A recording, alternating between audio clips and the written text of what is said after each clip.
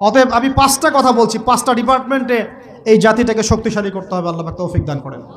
আসসালামু আলাইকুম ওয়া রাহমাতুল্লাহ। প্রিয় দর্শক, আরেকটি ভিডিওতে আপনাদেরকে স্বাগতম। আজকের ভিডিওতে আমরা দেখব আবু তোহা আদনান সাহেব নতুন দেশ গড়তে 5টি উপদেশ দিয়েছেন। ওই 5টি উপদেশ কি আমরা ওনার মুখ থেকে সরাসরি শুনব। আর ওনার সম্পর্কে আমরা ভালো করে জানি যে উনি একজন দায়ী। ওনার মাধ্যমে অনেক কিছু মানুষ জানতে পারে এবং শিখতে পারে, বুঝতে পারে। তো আমরা এখানে কথা না বাড়িয়ে ওনার কথা শুনব।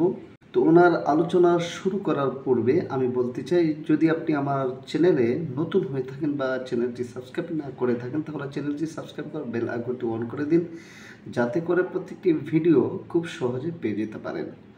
তো চলুন আমরা আবু তোহা আদনান সাহেবের বক্তব্যগুলো শুনি। তিনি কি 5টা উপদেশ দিয়েছেন, সেই 5টি উপদেশ এখন শুনব।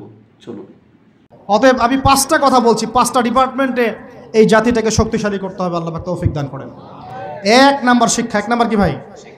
এমন কোন শিক্ষা? শুধু একমুখী না, দ্বিমুখী শিক্ষার সমন্বয়। কোনটা? কোরআন সুন্নাহও থাকবে, আবার জেনারেল শিক্ষাও থাকবে। আল্লাহ পাক তৌফিক এনায়েত করেন, আমিন।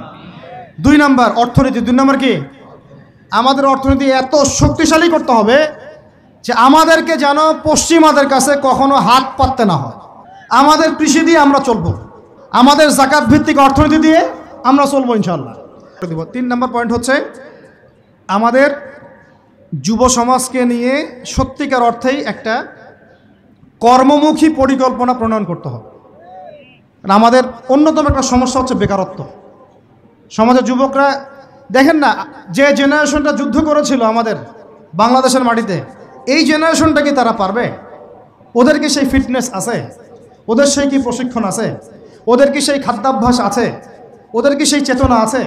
আমাদের ইয়াং জেনারেশনকে যেমন করে কোরআন সুন্নাহ শিক্ষিত করতে হবে, দেশ, জাতি, ঐতিহ্য, সংস্কৃতিতেও বলিয়ান করতে হবে।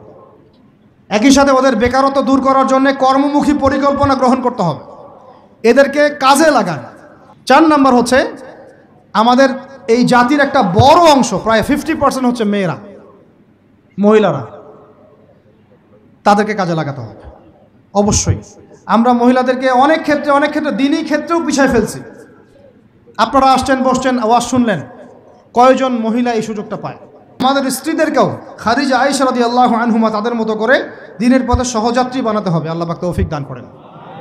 লাস্ট পয়েন্টটা শেষ করে দেই। লাস্ট পয়েন্টটা হচ্ছে ভাই, কোরআনে আল্লাহ রাব্বুল আলামিন এই বিশ্ব রাজনীতি ডিল করার জন্য অনেকগুলো হেদায়েত দিয়েছেন। আমি আলোচনার মাঝখানে কিছু এনেছি, যেমন সূরা মাইদার আয়াতগুলো।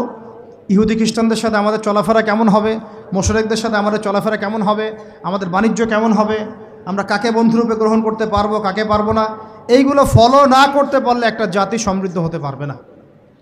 আল্লাহ রাব্বুল আলামিন আমাদেরকে শিক্ষা, অর্থনীতি, যুব সমাজের উন্নয়ন, নারী জাতির উন্নয়ন এবং বিশ্ব অর্থনীতিতে সর্বোচ্চ সাফল্য অর্জন করার তৌফিক দান করেন। প্রিয় দর্শক, আমরা আবু তোহা আদনান সাহেবের কাছ থেকে অত্যন্ত গুরুত্বপূর্ণ 5টি বক্তব্য শুনছিলাম, 5টি উপদেশ শুনছিলাম। সত্যি এই 5টি উপদেশ যদি মেনে বাংলাদেশকে নতুনভাবে সাজানো হয়, তাহলে ইনশাআল্লাহ আমাদের দেশ অনেক সুন্দর হবে এবং সকল দিক দিয়ে অগ্রগামী হবে এবং বাংলাদেশের মানুষ এবং বাংলাদেশ মাথা উঁচু করে দাঁড়াতে পারবে। তো আমরা দোয়া করব, যারা সমন্বয়ক আছেন, যারা ক্ষমতায় আসবেন, আল্লাহ তাআলা তাদেরকে যেন এই 5টি উপদেশ মেনে রাষ্ট্র গড়ার তৌফিক দান করেন। আমিন। আসসালামু আলাইকুম ওয়া রাহমাতুল্লাহ।